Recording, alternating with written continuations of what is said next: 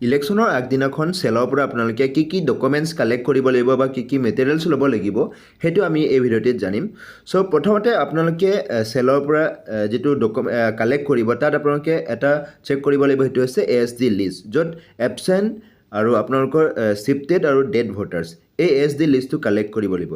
Next আপোনালোকে কেণ্ডিডেটছৰ যিটো photocopies of specimen signature সেইটো আপোনালোকে কালেক্ট কৰিব লাগিব, অৰ্থাৎ কণ্টেষ্টিং কেণ্ডিডেটৰ ছিগনেচাৰসমূহ আপোনালোকে স্পেচিমেন ছিগনেচাৰসমূহ লাভ কৰিব চেলৰ পৰা, সেইটো আপোনালোকে পাইছেনে নাই চিয়'ৰ কৰিব।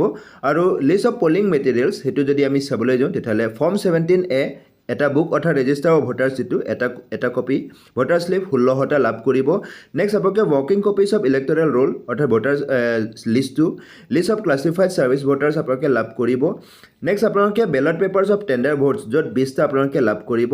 নেক্সট ইনডিলিবল ইংক আপোনালোকে 2টা বটল লাভ কৰিব। এড্ৰেছ টেগ ফৰ CU 5টা লাভ কৰিব। Address tag for BU ballot ইউনিটৰ কাৰণে 4টা লাভ কৰিব। স্পেচিয়েল টেগ 3টা লাভ কৰিব য'ত আপোনালোকে CUত লগাব। Green paper seals for EVM আপোনালোকে 4টা লাভ কৰিব। Next outer paper strip seal যিটো 3টা আপোনালোকে লাভ কৰিব। Rubber stamp and arrow cross mark আপোনালোকে 1টা লাভ কৰিব। ষ্টাম্প পেড আপোনালোকে 1টা লাভ কৰিব। নেক্সট মেটেল চিল যিটো প্ৰেজাইডিং অফিচাৰৰ কাৰণে সেইটো 1টা লাভ কৰিব। প্ৰেজাইডিং অফিচাৰ ডায়েৰী আপোনালোকে 1টা কপি লাভ কৰিব। ডিষ্টিংগুইছিং মাৰ্ক আপোনালোকে 1টা লাভ কৰিব। তেনেধৰণে আপোনালোকে সকলোখিনি ডকুমেণ্টছ পাইছেনে নাই আপোনালোকে চেকলিষ্ট টিক চিন দি যাব। চেকলিষ্টৰ মতে আপোনালোকে সকলোখিনি ডকুমেণ্টছ ৰিচিভ কৰিছে নাই চাব। যদি সকলোখিনি পাইছে তেতিয়াহ'লে আপোনালোকে ঠিকে আছে। এতিয়া আমি জানিলোঁ আপোনালোকে কি ফৰ্ম কালেক্ট কৰিব লাগিব। হয়, লিষ্ট অফ ফৰ্মছ যদি আমি চাবলৈ যাওঁ তেতিয়াহ'লে আপোনালোকৰ প্ৰথমতে কণ্টেষ্টিং কেণ্ডিডেটছৰ যিটো ফৰ্ম 7A 2টা কপি লাভ কৰিব। নেক্সট চেলেঞ্জ ভোটৰ কাৰণে 2টা ফৰ্ম লাভ কৰিব। ফৰ্ম 14A যিটো ব্লাইণ্ড এণ্ড ইনফাৰ্ম ভোটাৰ্ছ থাকিব তাত 2টা কপি লাভ কৰিব, 2টা form. List of tender votes 2টা ফৰ্ম লাভ কৰিব, form 17B। Account of voters record form 17C 10টা লাভ কৰিব, সেইটো মই কৈ আছোঁ আপোনালোকক। Record of paper seal use 2টা copy. Receive book for deposit of challenge vote তাত আপোনালোকে 1টা কপি লাভ কৰিব, 1টা বুক। লেটাৰ অফ HSO 4টা কপি লাভ কৰিব। Declaration by the presiding officer before the commencement poll and the end of পল আপোনালোকে এই ফৰ্মটো 4টা লাভ কৰিব, 2টা ছেট লাভ কৰিব। Declaration by elector about his age 2টা কপি। নেক্সট আপোনালোকৰ list of electors who vote after giving declaration of refuse to give declaration 2টা কপি লাভ কৰিব। Next declaration by the companion of blind and infirm voters 2টা form লাভ কৰিব। Next identity card of polling agents তাত আপোনালোকে প্ৰত্যেকজন কেণ্ডিডেটৰ 2টা ভিজিট চিট 2টা কপি লাভ কৰিব।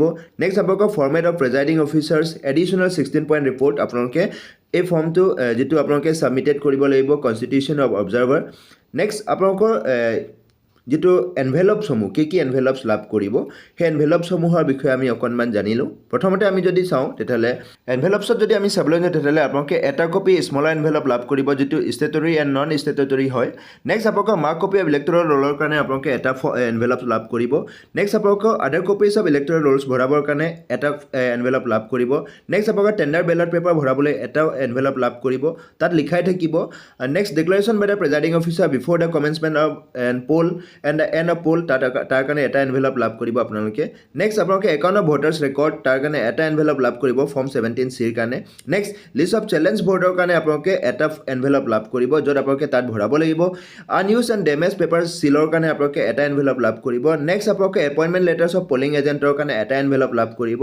নেক্সট আপোনালোকে যিটো লিষ্ট অফ ব্লাইণ্ড এণ্ড ইনফাৰ্ম ইলেকশ্যনৰ ভোটাৰ্ছৰ কাৰণে তাত 1টা এনভেলপ লাভ কৰিব।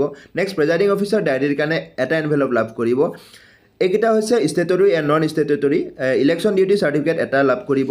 ৰিচিভ বুক ভৰাবলৈ আপোনালোকে 1টা এনভেলপ লাভ কৰিব আৰু আপোনালোকে লাভ কৰিব ডিক্লেৰেশ্যন অফ কম্পেনিয়ন যিটো 1টা এনভেলপ লাভ কৰিব। নেক্সট আপোনালোকে স্মলাৰ এনভেলপছ ফৰ আদাৰ পাৰ্পচেছ 1টা এনভেলপ লাভ কৰিব, সেইটো আদাৰ পাৰ্পচ যিখিনি ভৰাব। ৰেজিষ্টাৰ অফ ভোটাৰ্ছ ভৰাবলৈ আপোনালোকে 1টা এনভেলপ লাভ কৰিব যিটো ফৰ্ম 17A ভৰাবলৈ। নেক্সট আপোনালোকক cover of presiding officers brief record under rule 40 আপোনালোকে তাৰ কাৰণে 1টা এনভেলপ লাভ কৰিব। হয়, প্লেইন এনভেলপছ আপোনালোকে 2টা আৰু এইফালে আপোনালোকৰ AC8ৰ কাৰণে আপোনালোকে 3টা লাভ কৰিব। নেক্সট আনইউজ বেলট পেপাৰ্ছ ভৰাবলৈ আপোনালোকে 5টা লাভ কৰিব।